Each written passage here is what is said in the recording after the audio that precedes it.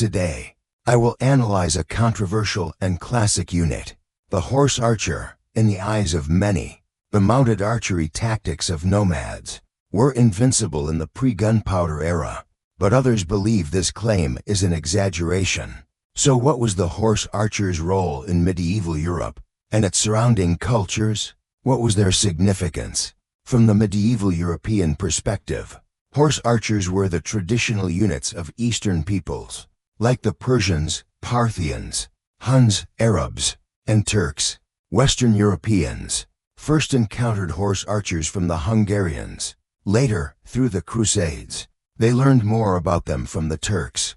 Thus, medieval Western European states also called them Turcopoles. The earliest record of Turcopoles dates to 1115, when a Turkic horse archer unit joined Raymond, Count of Toulouse, Emperor Frederick II, during his campaigns in Italy.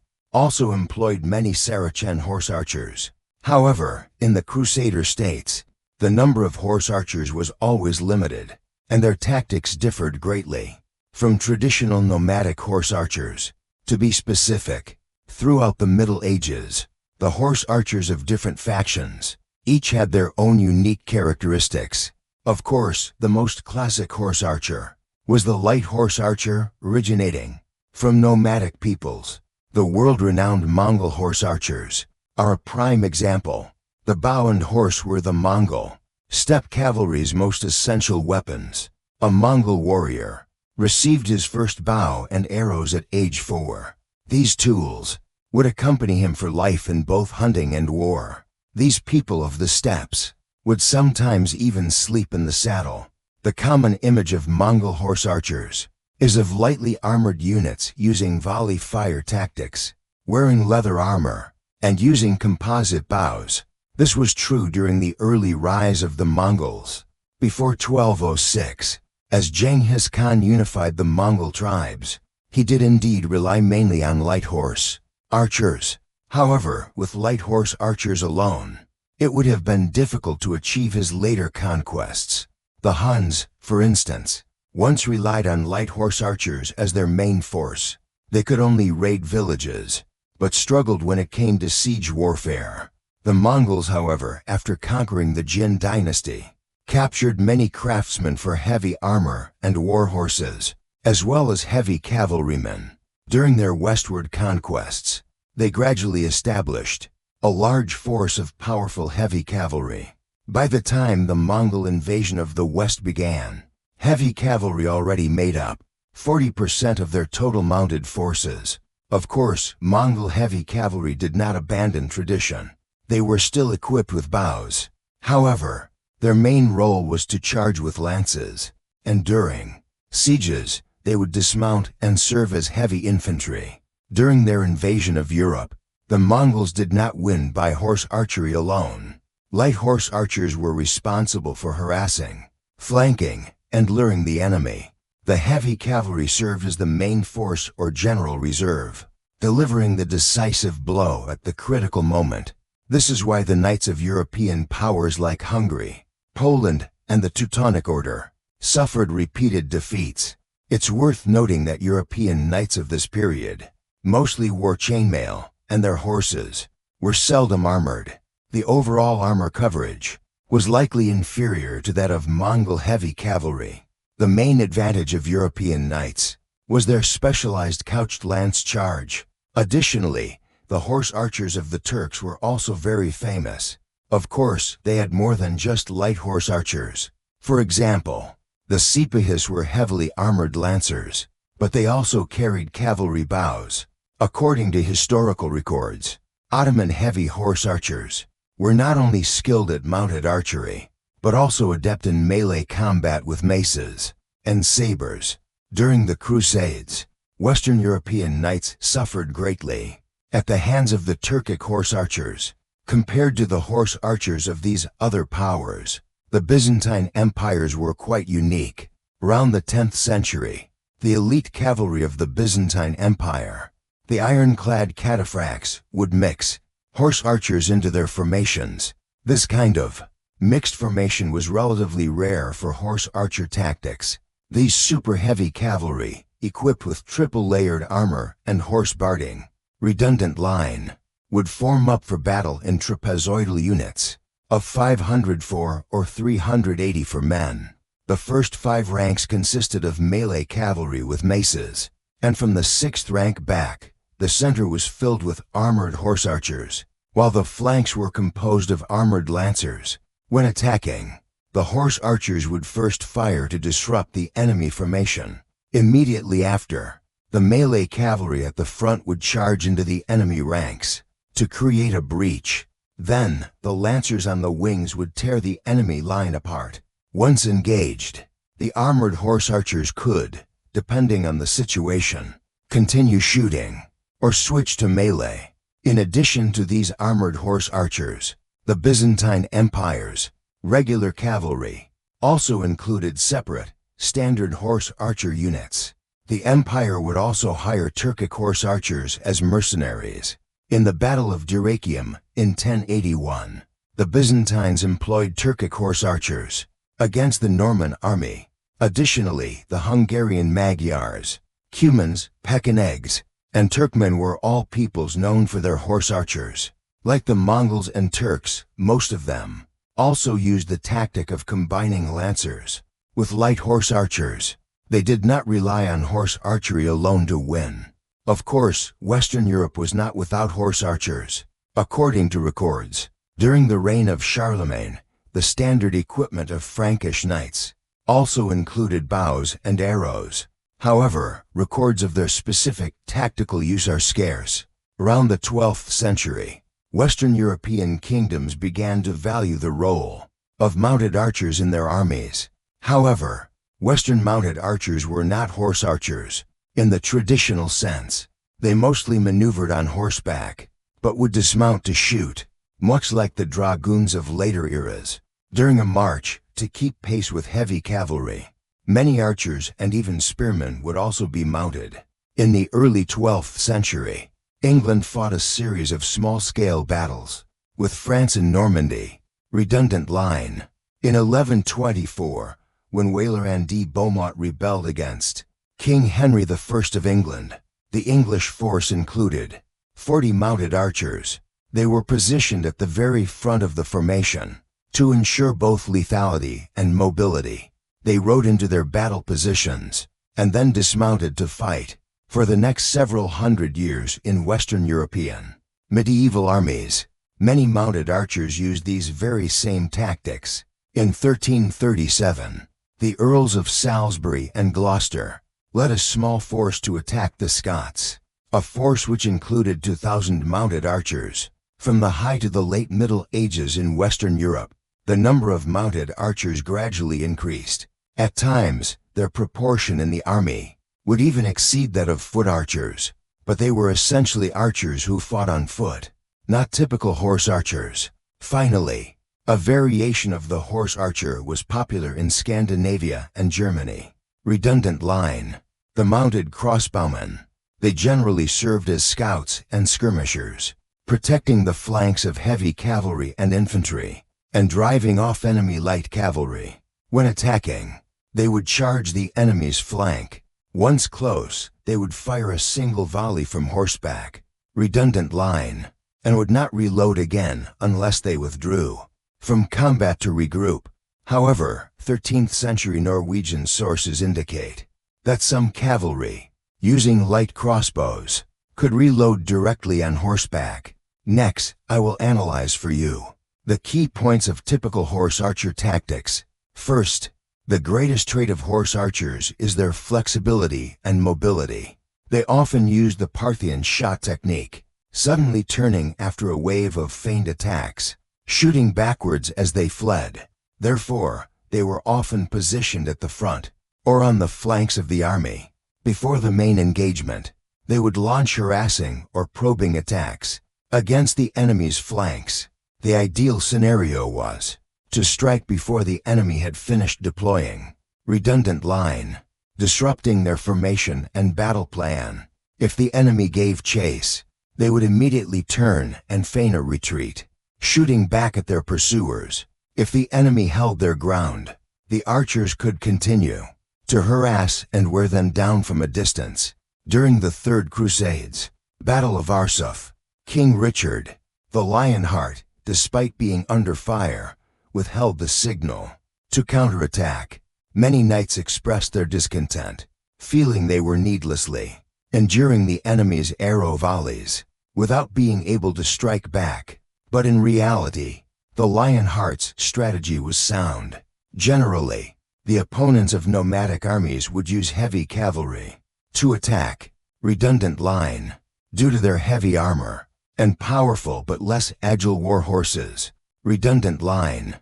Heavy cavalry lacked the speed and maneuverability of light horse archers. In this situation, horse archers could consistently kite the heavy cavalry, pulling away while firing Parthian shots. They would harass them or aim for their unarmored mounts. If the enemy gave up the chase, the archers would immediately turn and renew the attack. In the Battle of Dorylaeum in 1097, the Seljuk Sultan, Kilij Arslan, used these tactics to kill 2,000 Crusader soldiers. Although the horse archers' arrows had little effect on heavy armor, they were deadly against lightly armored infantry, and most importantly, unarmored horses, because the cavalry bow was relatively short and less powerful. When facing heavily armored enemies, the horse archers would have to move in much closer to be effective. At longer ranges, they would fire in high arcs to increase their distance, threatening the heads of enemies not protected by shields. However, the accuracy of this arcing fire was much lower. It was mainly used to harass, intimidate, or kill the enemy's unarmored mounts. Taking Mongol horse archers as an example, they generally used two types of arrowheads. The light arrow had a small, sharp point, ideal for long-range arcing shots. The heavy arrow had a larger head, designed for armor piercing. At close range, it could sometimes penetrate lamellar or chain mail. When working with heavy cavalry, the light horse archers would advance first, weakening the enemy under a hail of arrows. They would try to outflank and lure the enemy, disrupting their formation and order. The heavy cavalry would then attack at the opportune moment, striking enemies pursuing the light cavalry, or launching a decisive charge to seal the victory. Combining heavy lancers with light horse archers, this tactic was widely used by many nomadic civilizations. It is a classic example of horse archer tactics. So were horse archers truly invincible? Let's look at their advantages and disadvantages. First, their advantages. 1. At the start of a battle, horse archers could disrupt the enemy's deployment, creating an opening for their own heavy cavalry and infantry. 2. Horse archers held a mobility advantage over Western Europe's heavy cavalry. Undisciplined and glory-seeking Western European knights were prone to charging without orders. This led to situations where they couldn't catch their foe, were harassed by arrows, had their mounts shot out from under them, or were lured into the path of the enemy's main force. 3. Lightly armored melee infantry had almost no defense against horse archers. 4. Horse archers excelled at feigned attacks and luring the enemy. In open field battles, if well coordinated with powerful heavy cavalry, they could effectively rout most enemy units. Finally, horse archers, besides their flexibility in large battles, were also perfectly suited for skirmishing, attacking enemy supply trains, and raiding settlements. Now let's look at the disadvantages and limitations of horse archers. 1. Generally speaking, a cavalry bow is weaker than an infantry bow, especially when firing light arrows in a high arc. The French Marshal Marmont wrote in his memoirs that he was wounded by an arrow at the Battle of Leipzig. He said that although the horse archers were numerous and swarmed like wasps around the French army, firing clouds of arrows, as far as he knew, only one Frenchman was killed by them, and most arrow wounds were minor. Horse archers are also a larger target than foot archers, and since their horses are usually unarmored, they are vulnerable targets for enemy bowmen. Therefore, horse archers can be countered by foot archers equipped with more powerful bows. Furthermore, against heavy infantry in tight formation. Horse archers can inflict almost no significant damage. 2. Horse archers are highly dependent on terrain. They need open ground to fight in order to fully utilize their mobility, allowing them to freely use kiting and Parthian shot tactics to wear down and pin the enemy. This is a major reason why nomadic peoples fielded so many horse archers. 3. Horse archery demands an extremely high level of riding and archery skill. Many horse archers from nomadic peoples grew up on horseback from childhood. 4. To maximize their effectiveness, horse archers must be coordinated with heavy cavalry.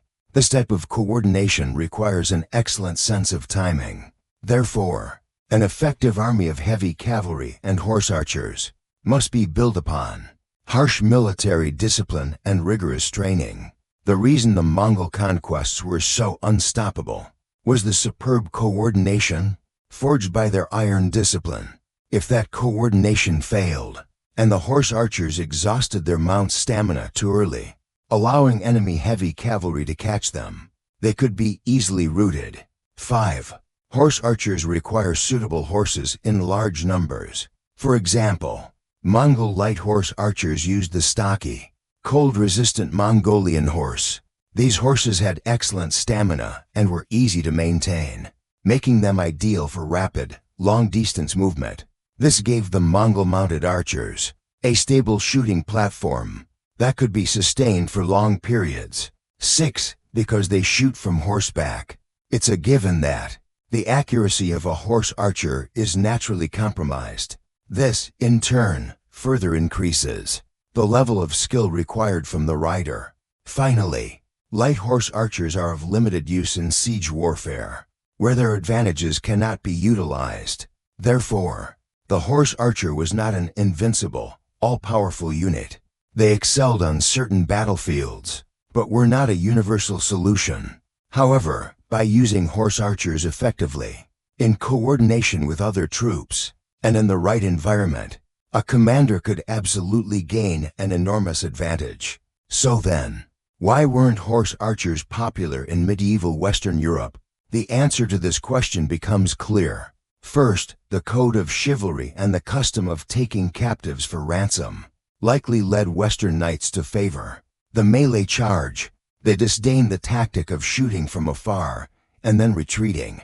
Second, nomads are a people of the horse, naturally skilled at riding and archery. This was a skill set Western Europeans generally lacked, and when necessary, Western armies could simply hire ready-made nomadic horse archers to fight for them. Third, Western Europe did not produce horse breeds suitable for mounted archery on a large scale. Fourth, and this is a key point, mounted archery tactics are best suited for wide, open plains. Western Europe has many mountains, forests, and swamps, terrain unsuitable for the large-scale use of horse archers. Fifth, castles were extremely common in Western Europe. Horse archers are of little use in siege warfare, making them less versatile in Western European conflicts. Alright, with the analysis above, you should now have a good grasp of the true nature of the horse archer. Of course, because the skill requirements for mounted archery are so high, unless you can assimilate a nomadic or semi-nomadic people, it is very difficult to build a horse archer army from scratch. I would advise that if you plan to expand eastward and venture into the vast plains, a more realistic approach is to hire a force of horse archers and train them extensively alongside your heavy cavalry to achieve good coordination. If you do not plan to expand eastward and will instead be fighting more in forests, across rivers, and in swampy terrain, while frequently engaging in sieges, then horse archers are not as necessary. The Western European-style mounted archer would be a better choice. I wish you the best in adapting your strategy to the terrain and achieving victory in your future wars. Until next time.